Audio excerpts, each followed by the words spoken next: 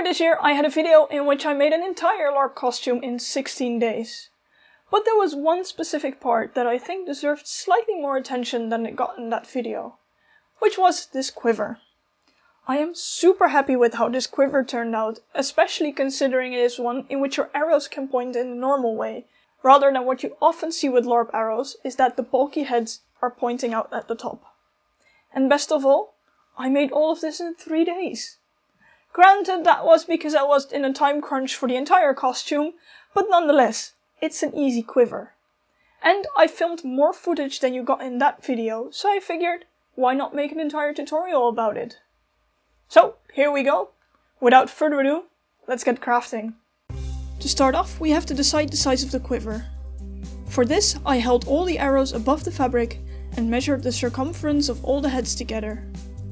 I rounded this up and traced it as a circle, which ended up being 60 centimeters. This will be the bottom piece of the quiver. One side of the leftover fabric had a nice height for the quiver shaft. The idea is that the feathering of the arrows ends up above the edge of the bag, and with this fabric height of 63 centimeters, that was the case. For the width of the shaft, I took the circumference of the bottom, so 60 centimeters, and cut this out with some seam allowance. Then I pinned all of this together for something like a Testfit. This is basically the idea of the quiver. It is basically a bucket bag that accommodates for the bulky heads of the arrows, and it will hang on the side of my belt. However, I don't really think the opening at the top needs to be this big. When I move around a lot, there's a chance the arrows will fall out quite easily. So I think I'm going to make the opening a bit shorter, so I can still pull out the arrows comfortably, but there's just less chance of having them fall out. After that, we can sew it all together and then we can start decorating. I then made the opening slightly smaller on each side in a straight line to the bottom, taking off approximately 3 centimeters on each side of the opening. After testing if the arrows could still be pulled out comfortably, I stitched the pinned lines, cut off the excess seam allowance and zigzagged the edges. After this, the bottom can be pinned in again, just like we did for the test fit, and then sewn and finished in the same way as the side seams. And that's how you make the base of a quiver in an hour. Now, I could just fold over the top, put a loop on it and call it a day. But then I'm afraid that A, it looks boring, and B, this might collapse on itself, making it more difficult to get arrows. So what I'm thinking about is making a leather strap across the back to hold it open, and then make a leather loop on it to actually hold it on my belt. Now, the only thing I'm contemplating is, am I going to decorate this? Because that will cost time and I am actually starting to stress a bit. We'll see, let's just first cut out the leather and then we can see if we actually want to decorate it or not. The new taken in edge has a circumference of 42 centimeters. And the piece of leather I had laying around had a nice edge on the bottom of 4.5 centimeters wide. So this will be the dimensions of the top strip. After cutting, I'm beveling the edges for a nice finish later. The width of the strip will also give plenty of space for some decorations, for which I used the rest of the day to sketch. To transfer the designs, I lightly wetted the leather with a damp sponge and simply traced my design with a pen. Using a ballpoint pen on paper when the leather is damp and soft will leave an impression you can use as a guide later. I did this for all 3 animal designs. Then we could start on the fun leather carving and stamping part. Before starting to carve, I always drop my knife and do a quick few practice strokes on a scrap piece to check the sharpness. Then the leather can be wetted properly and we can start carving the indents we traced before. The idea of these designs is to represent animals this person has shot in their adventures through the wastelands. They are monster-fied versions of actual animals, and giving them simple designs on this quiver seemed like a good fit. The idea is that she made these designs herself at some point, just to keep a kill count. When the leather has dried up a bit, you can continue to wet it while carving. The knife will slide a lot smoother through the leather when it is damp. Because these designs are quite small, I opted to flatten the inner edges with a beveling spoon, instead of the usual beveling with a hammer and bevel. I'm afraid the size of those would have been too rough for these small corners. The idea is to smooth out any edge that faces to the inside of the drawing, so the eyes also get smooth, for example. After that is done for all 3 figures, holes were punched on the sides to connect the strap together. So this is where we're at now, and now I have to rethink the order of operations. I was already getting out all my stuff to dye this, and then I realized I need to punch all of the holes first before I actually start dyeing.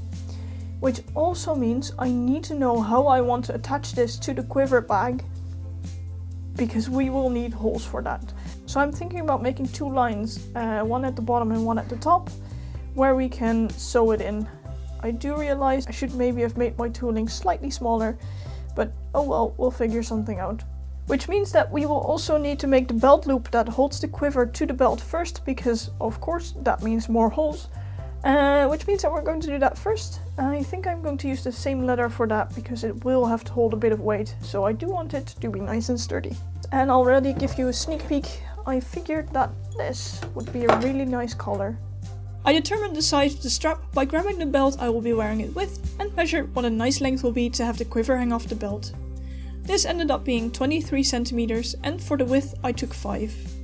This was then cut from the same leather as the quiver.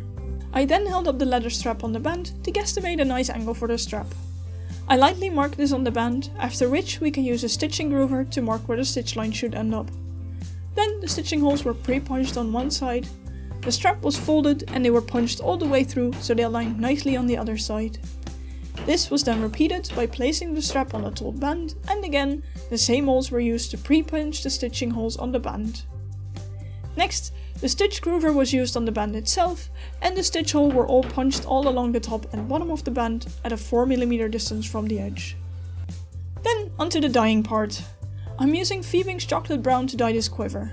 It is a nice dark brown, which I think suits the rest of the costume pretty well. Considering our hands are practically untanned leather, wearing gloves is always a good idea. To do the dyeing itself, I used a piece of an old cotton t-shirt. I find these dye quite nicely and pretty streak free. I had originally planned to do more coats, but I actually really like the look of leaving the carved parts the original color, so I'll just leave it at that. I don't think the back needs to be dyed, as that will be against the fabric, but for a nice and even look we will dye the edges of the band, and for that I like to use a paintbrush, as it is a slightly more finicky job. I also used the paintbrush over the pre-punched stitching lines. As we will have brown thread over this, it is nicer to have it be an even brown instead of the plain leather peeking out underneath. After this, we can repeat these steps for the strap. I forgot to film this, but after dyeing and letting it dry for a bit, I dampened the middle part of the strap, folded it double and let it dry under some books so it held a folded shape. For a neat finish, we burnish the edges. I do this by applying a bit of tokonole on the edges and rubbing it vigorously with a burnisher. The friction of this, combined with the tokonole, flattens the fibers, making the edges super smooth and shiny. To finish it, the excess tokonole is wiped off, after which the next few centimeters can be burnished. We do this for both the quiver band and the belt strap. Then the band was closed so it could be sewn onto the quiver bag. I will probably have to find a different material than sewing thread for this in the future, but considering the time crunch, this will have to do for now. The top of the bag was finished by zigzagging the edge, folding it over once by 1.5 centimeters, and sewing it in place with a straight stitch. Today is sewing day, because I have to sew this in here. Basically this is going to be the upper edge of the quiver. So once I've sewn this in on both sides, I can attach the part that will hold it to the belt, which I'm going to attach all the way around it.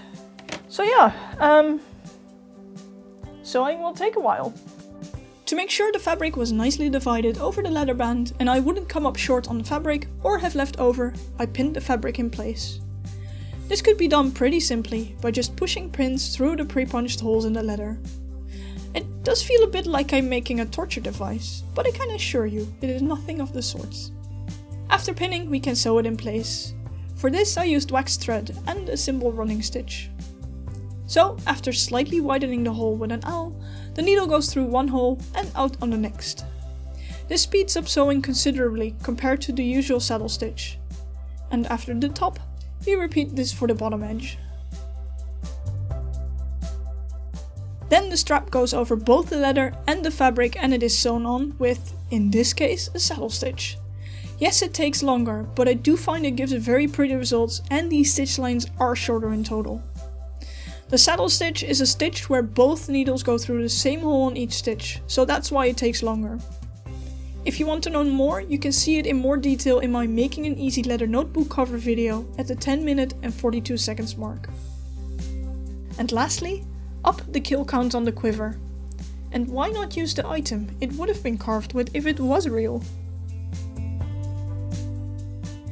And that's it already for the quiver. It is done! This way of quiver making gives one in which the arrows can face the same way as in a non-LARP arrow quiver, making them easy to pull out and knock on your bow. I am really happy with the result. It is a quite simple design, but with just enough detail to make it an interesting object, which adds to tell the story of this character. If you enjoyed this quiver tutorial and would want to see more like it, or learn more about LARP in general, do check out the rest of my videos and maybe even consider subscribing. And with that, thank you all for watching and see you guys next time.